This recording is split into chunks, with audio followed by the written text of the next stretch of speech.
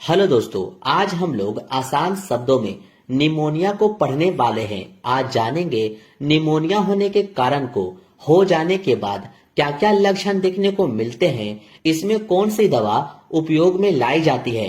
तो आज यही सब के बारे में पढ़ेंगे। तो चलिए जानते हैं। पहले समझते हैं कि निमोनिया होता क्या है।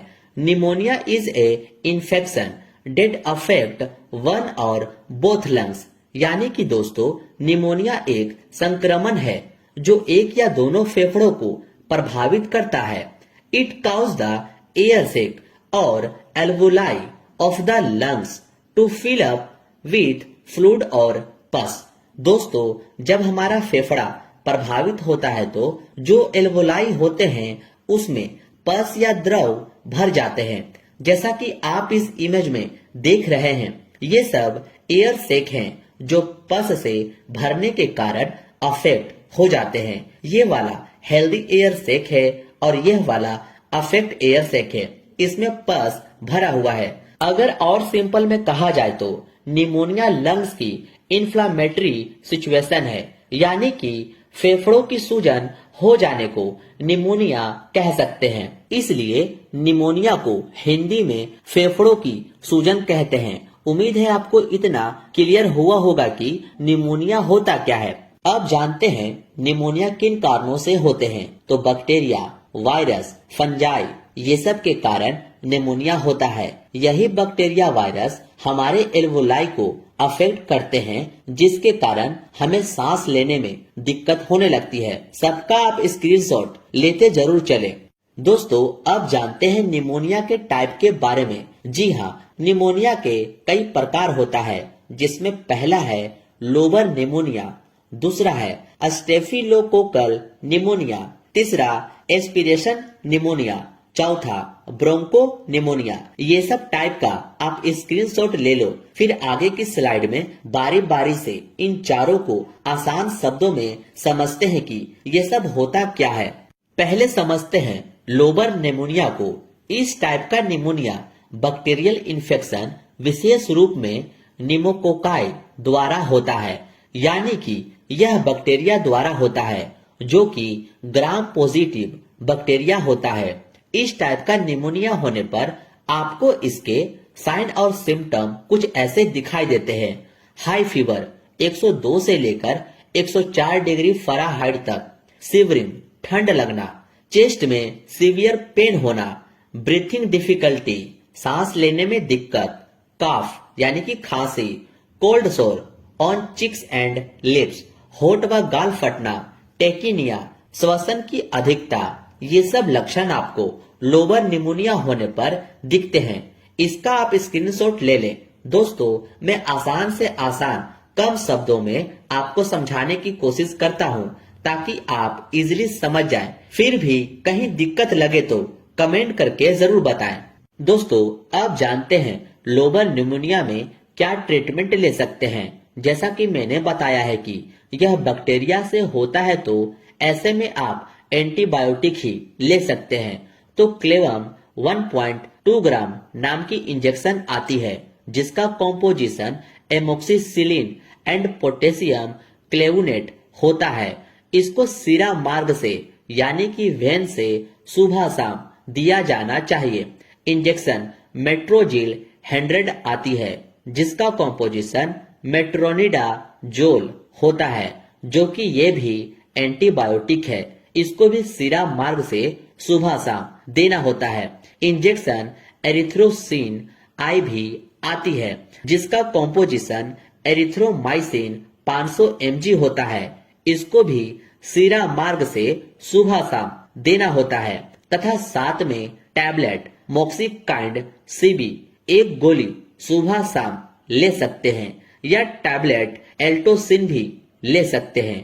ये थी लोबर निमोनिया का ट्रीटमेंट। होप सो आप समझ गए होंगे। सबका आप स्क्रीनशॉट लेते जरूर चले। अब बात करते हैं स्टेफिलोकोकल निमोनिया के बारे में। इस प्रकार का निमोनिया स्टेफिलोकोकस ओरियस और ग्राम पॉजिटिव कोकाई की वजह से उत्पन्न होता है। स्टेफिलोकोकस ओरियस बैक्टीरिया से जब कोई अफेक्ट होता है तो निमोनिया होने के साथ साथ उस पेशेंट के स्किन पर इस तरह की घाव हो जाती है, जैसा कि आप इस इमेज में देखकर समझ सकते हैं, जो कि यह बैक्टीरिया फेफड़ों से होते हुए blood and other infected site तक फैलता है। यह स्किन को मुख्यतः अफेक्ट करता है, जैसा कि आप इस इमेज में देख सकते हैं। यह पेडियाट्रिक यानी कि बालक में बहुत कॉमन होता है। होप सो इतना आप समझ गए होंगे। अब आप जल्दी से इसका भी स्क्रीनशॉट ले लो। अब जानते हैं स्टेफिलोकोकल ओरियस के ट्रीटमेंट के बारे में। जैसा कि यह बैक्टीरिया से होता है तो इसमें भी एंटीबायोटिक ही मेडिसिन यूज होगी, जो है इंजेक्शन वेंकोमाइसिन 1 ग्राम, जिसको सीरा मार्ग से सुबह शाम देना होता है। यह इंजेक्शन लिंकोसिन 2 ml आती है, जिसका कॉम्पोजिशन लिंकोमाइसिन होता है, जिसको मांसपेशी में सुबह शाम देना होता है। साथ में कैप्सूल फ्लोक्सापेन 500 mg आती है, जिसका कॉम्पोजिशन फ्लुक्लोसासिन होता है। एक कैप्सूल सुबह शाम लेना होता है। या टैबलेट मेगापेन, जिसका कॉम्पोजिशन एम्पिसिलिन एंड क्लोक्सासिलिन होता है। एक गोली सुबह शाम लेना होता है। दोस्तों, आप सभी मेडिसिन का कॉम्पोजिशन जरूर ध्यान में रखना। इन्हीं कॉम्पोजिशन के हेल्प से आप दवाओं को जान सकते हैं कि कौन सी दवा एंटीबायोटिक होती है और कौन सी एंटीहिस्टामिन या एंटी एलर्जिक होती है। इसका भी आप जल्दी से स्क्रीनशॉट ले लें। दोस्तों, अब हम लोग जानते हैं एस्पिरेशन निमोनिया के बारे में। यह एक प्रकार का लंग्स इन्फेक्शन है, जो तब उत्पन्न होता है जब कोई व्यक्ति फूड, लिक्विड एंड वोमिट यानी कि उल्टी को एस्प्रीट या इनहेल कर लेता है। यह फूड लिक्विड मुख्यतः स्टोमच से इसोफेगस की तरफ वापस उल्टा आने वाला पदार्थ होता है, जो कि किसी कारणवश लंग्स या फेफड़ों में चला जाता है। आसान भाषा में अगर समझा जाए तो उल्टी होने पर या खाना खाने के दौरान अगर कुछ हिस्से गलती से फेफड़ों में चला जाता है और फेफड़ों को इन्फेक्ट कर देता है, इसी कंडीशन को एस्पिरेशन निमोनिया कहते हैं। होप सो दोस्तों, इतना आप इजिली समझ गए होंगे कि एस्पिरेशन निमोनिया होता कैसे है। एस्पिरेशन निमोनिया होने पर उसका ट्रीटमेंट कुछ इस प्रकार है। इंजेक्शन मेट्रोजिल 100 mg आती है, जिसका कॉम्पोजिशन मेट्रोनिडाजोल होता है। यह भी एक एंटीबायोटिक मेडिसिन है। इसको सीरा मार्ग से यानी कि इंट्रावेनस से सुबह शाम लेना होता है। यह इंजेक्शन जेंटासिन, जिसका कॉम्पोजिशन जेंटामाइसिन 80 mg होता है, इसको भी आईवी से सुबह शाम देना होता है। और इंजेक्शन मोनोसेफ 1 ग्राम, जिसका कॉम्पोजिशन सेफ्ट्रियाजोन 100 mg होता है, आईवी से सुबह शाम देना होता है। और टैबलेट मोक्सिकाइंड सी भी आती है, जिसका कॉम्पोजिशन एमोक्सिसिलिन एंड पोटेशियम क्लेवनेट होता है। एक गोली सुबह शाम ले सकते हैं। ये थी दोस्तों एस्पिरेशन निमोनिया का ट्रीटमेंट। अब इसका भी आप स्क्रीनशॉट ले लें। अब जानते हैं ब्रोंको निमोनिया के बारे में। आमतौर पर यह डिजीज निमोकोकाई एच इन्फ्लुएंजा नामक बैक्टीरिया से उत्पन्न होता है। अन्य बैक्टीरिया भी इस डिजीज के कैरी हैं, जैसे streptococcus pneumonia, mycoplasma pneumonia, H influenza, chlamydia, staphylococci, klebsiella virus जैसे इन्फ्लुएंजा एस्पिरेशन निमोनिया की वजह से भी हो सकता है। माल न्यूट्रिशन भी इसके मुख्य कारणों में से आता है। क्रोनिक कफ तथा ट्यूबरक्लोसिस में भी यह डिजीज उत्पन्न हो सकती है। बच्चों में यह डिजीज मीजल्स तथा इसके बाद उत्पन्न होती है। ठंड लग जाने के कारण भी यह डिजीज हो सकती है। ये सब कारणों की वजह से ब्रोंकोनिमोनिया हो सकती है। इसका भी आप स्क्रीनशॉट ले लो। अब बात करते हैं साइन और सिम्टम की।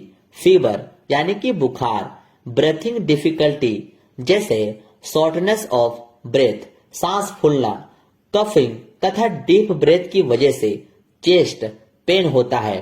कफिंग के साथ मुक्कस तथा कभी कभी ब्लड भी आता है। स्वेटिंग, पसीना आना, मसल में ऐंठन, फैटिक तथा एनर्जी में कमी, लॉस ऑफ एपिटाइट, भूख की कमी, नोजिया एंड वोमिटिंग, जी घबराना तथा उल्टी, हेडक, सिर दर्द, डाइजीनेस, चक्कर आना, स्टेथोस्कोप चेस्ट पर लगाकर सुनने पर धड़धड़ाहट तथा सीटी बजने की आवाज सुनाई देती है। ये सब लक्षण आपको ब्रोंकोनिमोनिया में देखने को मिलते हैं। अब जानते हैं इन्वेस्टिगेशन करने पर हमें क्या क्या पेशेंट में देखने को मिलता है। पेशेंट का ब्लड टेस्ट करने पर WBC यानी कि व्हाइट ब्लड सेल बढ़ा हुआ रहता है, साथ ही ESR भी बढ़ा हुआ मिलता है। अब यह ESR क्या है तो थोड़ा इसे भी समझ लेते हैं। जब आप CBC यानी टोटल ब्लड काउंट रिपोर्ट देखते हैं तो उसमें ESR भी लिखा हुआ रहता है। यदि किसी पेशेंट का ESR बढ़ा हुआ मिले तो आप इजिली समझ जाना कि उसके बॉडी में इन्फ्लामेशन यानी कि सूजन जैसी समस्या हुई है। यह ESR हमारे बॉडी में किसी भी तरह की इन्फ्लामेशन को इंडिकेट करता है और जाहिर सी बात है कि इन्फ्लामेशन, इन्फेक्शन, इंजुरी काफी तरह की कंडीशन पर डिपेंड करती है। होप सो आप समझ गए होंगे कि ESR क्या इंडिकेट करता है हमारे बॉडी में। स्पुटम का टेस्ट करने पर उसमें बैक्टीरिया यानी कि जीवाणु की प्रेजेंटेशन मिलते हैं, यानी कि दोस्तों स्पुटम में बैक्टीरिया मौजूद होता है। चेस्ट एक्सरे करने पर दोनों लंग्स में छोटे छोटे स्पॉट धब्बे दिखाई देते हैं, जैसा कि आप भी इस इमेज में देखकर समझ सकते हैं। लंग्स में नीचे की तरफ यह स्पॉट यानी कि धब्बे ज्यादा बड़े और घने हो सकते हैं। ट्रीटमेंट ना मिलने पर यह डिजीज बढ़ सकती है। प्रॉपर ट्रीटमेंट नहीं मिलने पर डिजीज का निशान लंग्स पर पड़ जाता है, जो बाद में कई डिजीज को जन्म दे सकता है। यही सब चीजें हमें देखने को मिलते हैं। अब बात करते हैं ऐसे पेशेंट को क्या निर्देश दे सकते हैं। तो पेशेंट को सही मात्रा में गुनगुना पानी पीना चाहिए। पेशेंट को ग्लूकोज तथा न्यूट्रिशन रिच डाइट देनी चाहिए। पेशेंट का कमरा स्वच्छ तथा हवादार होना चाहिए। पेशेंट की चेस्ट को गर्म कपड़ों से ढककर रखना चाहिए। जब तक फीवर उतरकर नॉर्मल ना हो जाए तब तक पेशेंट को कंप्लीट बेड रेस्ट में रखना चाहिए। ये सब निर्देश ब्रोंकोनिमोनिया वाले पेशेंट को प्रोवाइड करनी होती है। अब बात करते हैं ट्रीटमेंट का कि इसमें कौन सी मेडिसिन चलती है। तो इंजेक्शन टैक्सिम 1 ग्राम जिसका कॉम्पोजिशन सेफोटैक्सिम 1000 mg होता है, सीरा मार्ग से सुबह शाम देना होता है।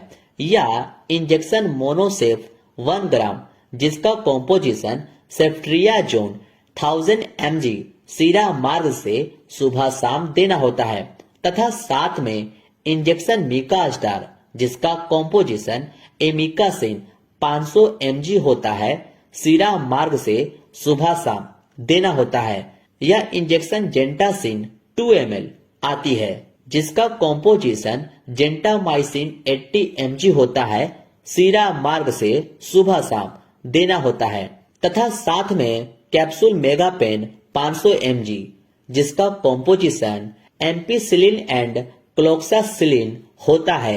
एक कैप्सूल सुबह शाम लेना होता है। और कैप्सूल ओडाक्सिन 500 जिसका कॉम्पोजिशन सेफाड्रोक्सिन होता है, एक गोली सुबह शाम लेना होता है। दोस्तों, अब तक हमने अलग अलग प्रकार के निमोनिया में दी जाने वाली एंटीबायोटिक दवाओं के बारे में जाना है, लेकिन सभी प्रकार के निमोनिया में एंटीबायोटिक के अलावा दिए जाने वाला कंप्लीट ट्रीटमेंट इस प्रकार है। Bed rest, liquid and light diet, pleural chest pain होने पर hot application at pain side, steam inhalation और ऑक्सीजन इनहेलेशन। बुखार हो तो टैबलेट डोलो 650 जिसका कॉम्पोजिशन पैरासीटामोल आवश्यकता अनुसार दी जा सकती है। ड्राई कफ हो तो ये सिरप 2 चम्मच सुबह शाम दे सकते हैं। और ये सब कुछ सिरप और मेडिसिन है जो आवश्यकता अनुसार पेशेंट को दिया जा सकता है। यही थी वीडियो दोस्तों निमोनिया के बारे में। होप सो निमोनिया को आप अच्छे से समझ गए होंगे। अगर नहीं समझे होंगे तो वीडियो को आप एक बार और जरूर देखें। ऐसे ही वीडियो देखने के लिए दोस्तों इस चैनल को सब्सक्राइब जरूर कर लें। मिलते हैं आपसे अब नेक्स्ट वीडियो में।